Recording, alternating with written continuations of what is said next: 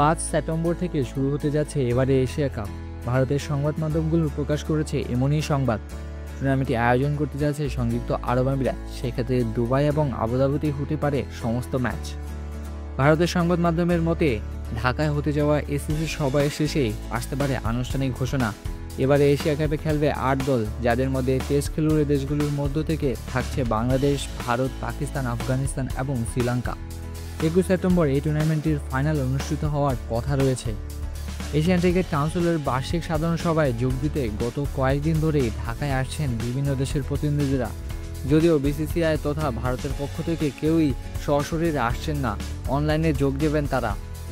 বাংলাদেশ ও ভারতের মধ্যকার সাম্প্রতিক সময়ে রাজনৈতিক টানাপোড়েনের কারণে কদিন আগে স্থগিত হয়েছে দুই দেশের সাদা বলের ক্রিকেটের সিরিজ। একই কারণে ঢাকায় অনুষ্ঠিত হতে যাওয়া এসিসি সভায় যোগ দিতে চাননি বিসিসিআইয়ের কর্মকর্তারা। একমাত্র ভেন্যু পরিবর্তন হলেই এসিসি সভায় যোগ দিতে রাজি ছিল বিসিসিআই। যদিও ঢাকায় এজিএম করতে বদ্ধপরিকর ছিলেন এসিসি ও বিসিবি চেয়ারম্যান মহসিন নাকভি।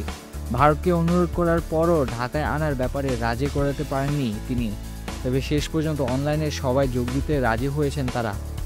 এদিকে ভারতের মতো বাংলাদেশে আসতে নিজেদের অপারগতার কথা জানায় শ্রীলঙ্কা এবং আফগানিস্তান। তবে সবার আগে বিষয়টি সুরাহা করেছে বাংলাদেশ ক্রিকেট বোর্ড।